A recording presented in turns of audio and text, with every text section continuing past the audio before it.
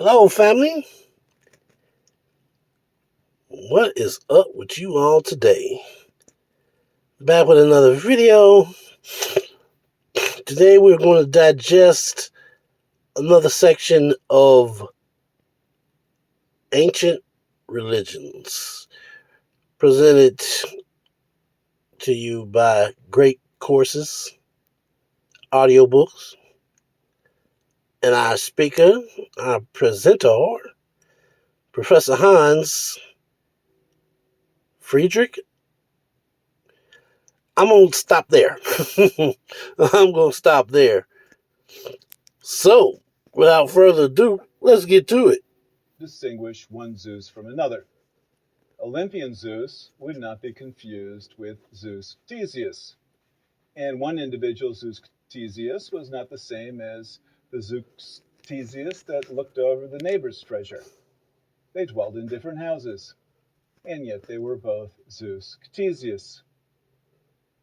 If you will forgive an analogy from a still living religion, Trinitarian Christianity asserts that a single God exists in three persons, Father, Son, and Holy Spirit, but despite existing in these three persons, nevertheless constitute a single triune God. Unitarian monotheists have occasionally accused Trinitarian Christians of polytheism. I am not a theologian, but if three gods can be one God, perhaps a single God, let's call him Zeus, can also simultaneously be thousands of gods, including two separate Zeuses for every house and home. Oh, well. I don't have a definitive answer, but it is an interesting puzzle. Cities, too, did not share their local Zeus. The Zeus who watched over one city was not the same Zeus who watched over another.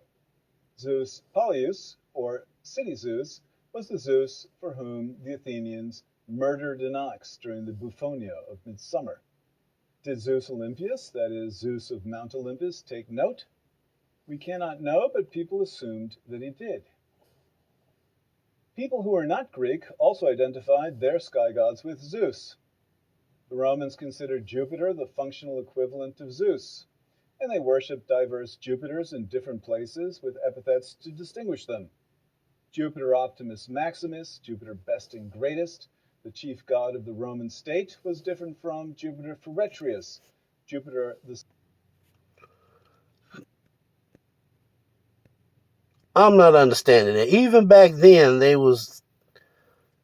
how you gonna steal somebody else's god?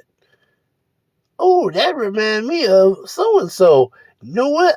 We should name our god after him. Yeah, that'll make us seem better. Yeah, we'll be on the come up now.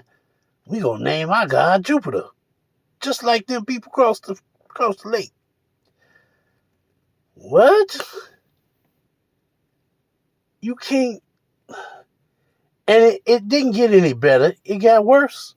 Because as time went on, people start stealing other people's culture. Oh, yeah, we did this. We did that. No, you didn't. Who'd you really get it from? Not your grandma. That's just plain weird. They shouldn't have done that. Would personally kill the opposing general in battle. Yet these Jupiters, too, were in some respect the same Jupiter, and the Romans were not opposed to identifying their Jupiter with Zeus as well. If we look to the sky, such identifications become simpler.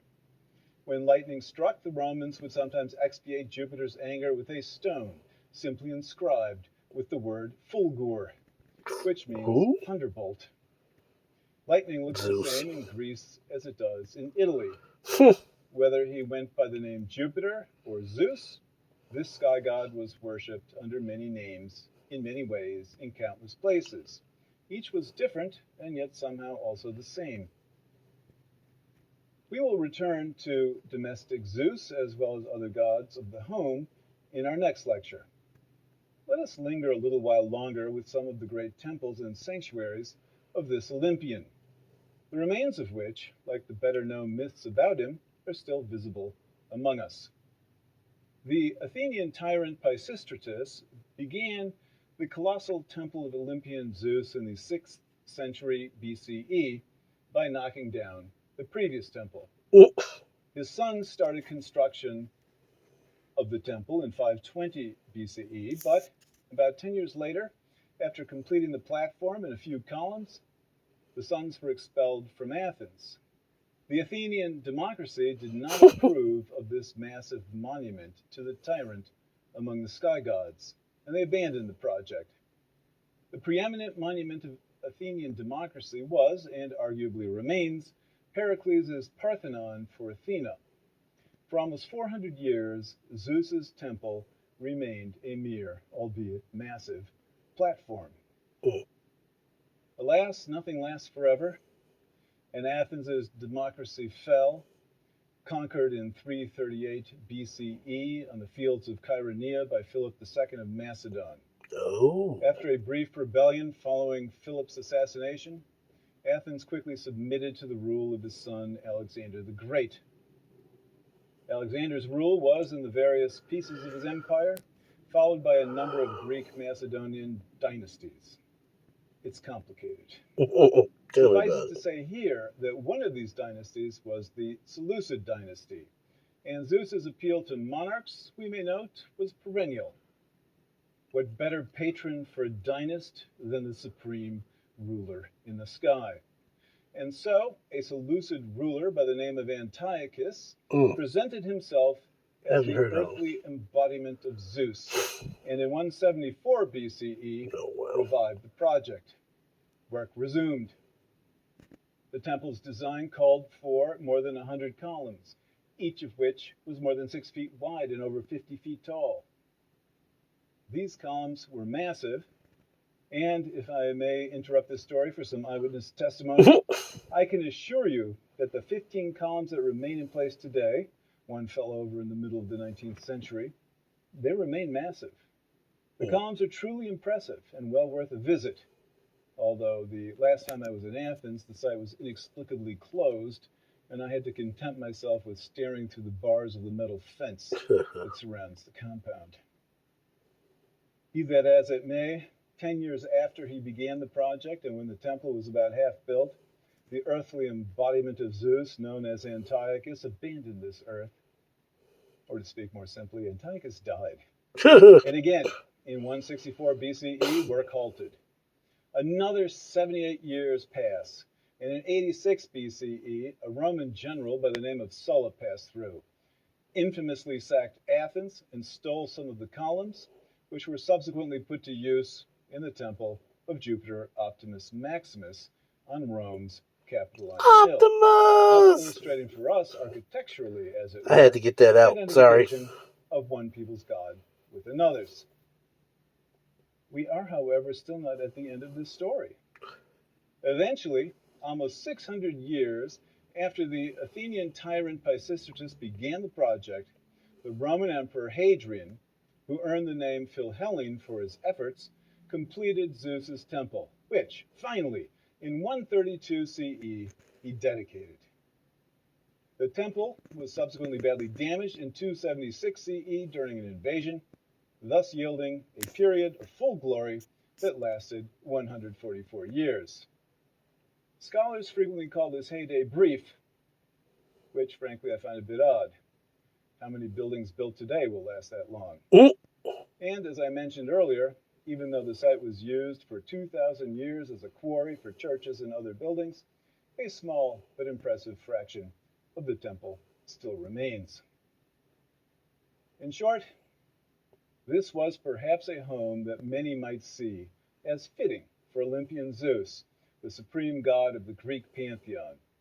And this is precisely why I began with Zeus Ctesias, who some scholars argue was no real Zeus at all, precisely because Zeus Ctesias is so at odds with Olympian Zeus.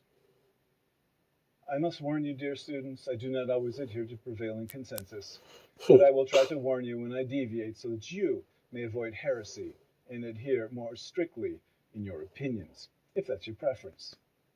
Personally, I prefer puzzles, and I do find the plethora and variety of Zeuses a fascinating one. Indeed, Another famous temple of Zeus is the Temple of Zeus Naios, or Zeus of the Sacred Spring, at Dodona, in a remote area of northwest Greece. This site was operative from the Mycenaean Bronze Age, so before Homer and Hesiod, until the late Roman period.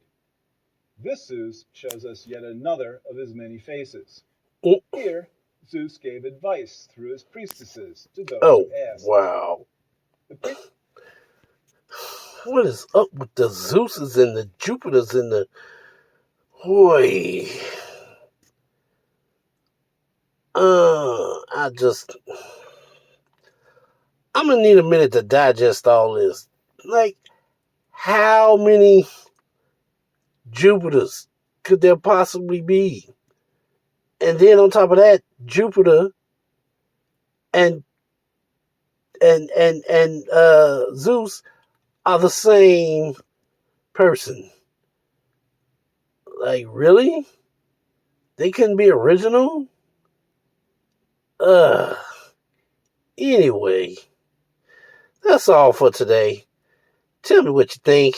I try to keep it short, but sometimes you just gotta let it go all out. So, let's discuss it in the comments below.